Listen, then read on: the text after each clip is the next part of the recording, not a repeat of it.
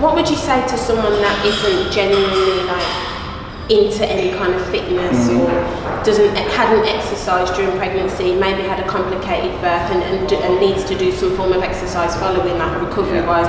What would be your advice to them, the type of woman that would just, you know, sit at home afterwards and not really do much? Would you? Well, if there are 2 tips that I would give to someone who's like you described, is first focus on proper posture, so alignment, and on breathing.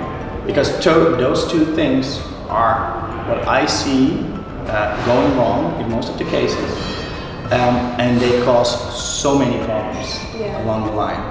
And so if you don't want to exercise, just move, like walk or go out for a stroll or be some form of active. Be active, and make sure that you breathe properly and that you are in a proper alignment. When you say breathe properly, yes. What do you mean?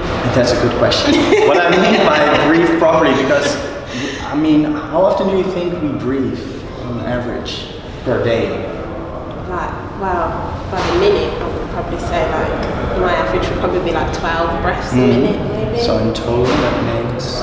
Now you're asking. That's a difficult question. Let me get that calculator. So no, in general, like on average, I think we breathe 25,000 times per day. Wow. So imagine if you're not doing it like properly, what kind of effects that will have. That means a lot of tension. That means an inner core unit that doesn't function properly, or a pelvic floor that doesn't do what it has to do. I can go on and on and on. So what I mean by breathing properly is a diaphragmatic breath. And a diaphragmatic breath means that your diaphragm, which is attached to your lungs, works together with your pelvic floor. So when your diaphragm is going down, pushes everything down south, and then your pelvic floor should lengthen as well. I'm feeling myself too. Try. So when you exhale, you want your pelvic floor to contract and come up, lift up, yes, and your diaphragm goes up as well. So that this is also what we call piston breath. So it's like a piston, up and up and up. I've never heard it explained like that before. No? It's fascinating. And but it's crucial because what we traditionally we teach women to do Kegels all the time, but that's an isometric hold. So you contract your pelvic floor and that's it. But then if you hold your pelvic floor, your diaphragm is doing his thing, but your pelvic floor is not in the team. He's not a team player.